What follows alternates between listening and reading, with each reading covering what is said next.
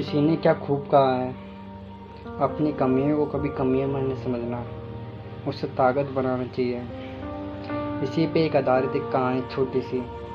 एक गांव में एक मूर्तिकार रहा करता था और वो खूबसूरत मूर्तियां बनाया करता था और उसी की रोजी रोटी ठीक ठाक चल रही थी।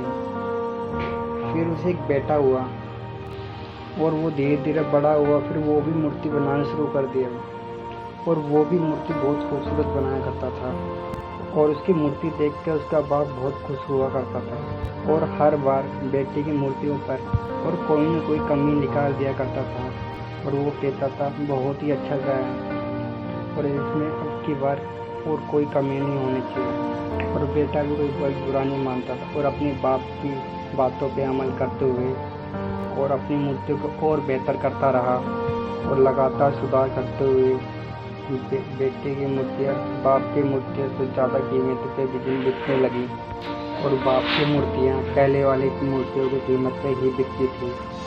बाप मूर्तियाँ ही देता और बिना मन के उन गलतियों को मानता था, फिर भी अपनी मूर्तियों में सुधार कर ही देता था। और एक टाइम ऐसा आया बेटे के सवाल ने जवाब ही दिया जब बाप कमियां निकाल रहा था।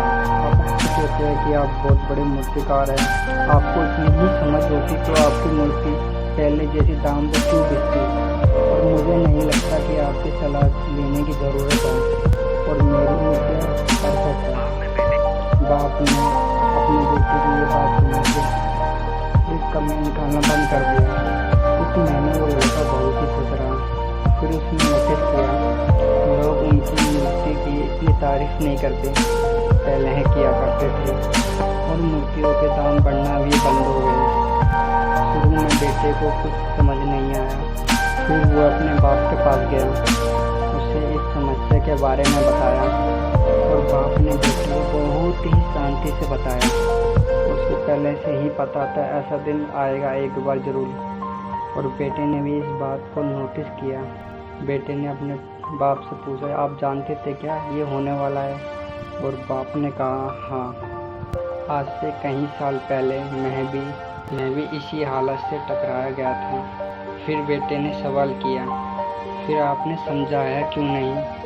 फिर बाप ने जवाब दिया तुम समझना नहीं चाहते थे। मैं जानता हूँ तुम्हारी अच्छी मूर्ति अब तक मैंने नहीं बनाता। मैं ये नहीं जानता कि मेरी मूर्ति के मुकाबले मेरी सलाह गलत हो। ऐसा भी नहीं कि मेरी सलाह के कारण तुम्हारी मूर्ति इतनी बेहतर बनी है। जब भी मैं तुम्हारी मूर्ति में कमियां निकालता था फिर तुम अपनी मूर्ति से खुश नहीं हुआ करते थे और खुद को बेहतर करने की कोशिश करते थे और वही बेहतर बनने की कोशिश को सामने तक ले जाने की थी। जिस दिन तुम अपने काम से खुश हो गए और ये भी मान लिया कि इसमें कोई बेहतर बनने की और गुंजाइश ही नहीं है और तुम्हारी ग्रोथ भी रुक गई और लोग हमेशा तुमसे बेहतर की उम्मीद करते थे।